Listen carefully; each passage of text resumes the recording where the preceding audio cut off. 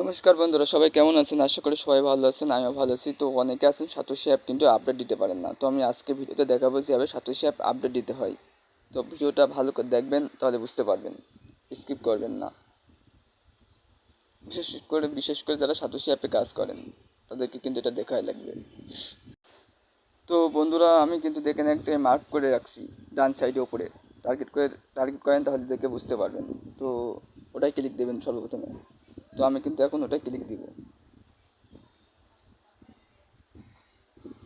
তো দেখতে পাচ্ছেন আমার কিন্তু একটা নিউ পেজেস নিয়ে চলে আসলো।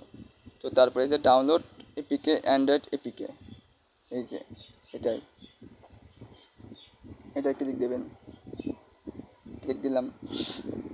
তারপরে এই যে ডাউনলোড, এই যে বন্ধুরা ডাউনলোড, এটাই ক্লিক দেবেন। দেখেন ডাউনলোড কিন্তু হয়ে যাচ্ছে ইতিমধ্যে। আমাদের ডাউনলোড কিন্তু কমপ্লিট হয়ে গেছে, ডাউনলোডেড। তো এই যে ওপেন আছে, ওপেনে ক্লিক দিলেও এই অ্যাপটা কিন্তু পাবেন। তো আমি ওপেনে ক্লিক দেবো। নাহলে এই যে থ্রি ডট আইকন, এই যে বন্ধুরা থ্রি ডট আইকন, এখানে ক্লিক দেবেন। ওখানে ক্লিক দিলাম। তারপরে ডাউনলোড, এটাই ক্লিক দেবেন।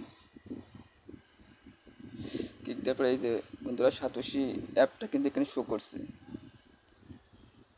তো সোজাসুজি ওই যে যেখানে দেখালাম না সাতোশি অ্যাপ ডাউনলোড, ওখানে ক্লিক দিলেও হবে। ওখানে না পেলে আপনারা এখানে চলে আসবেন।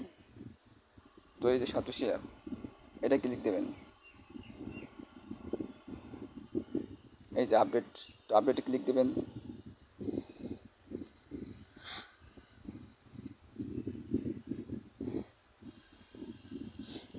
আপডেট কিন্তু হচ্ছে। তো ওপেনে ক্লিক দেবেন।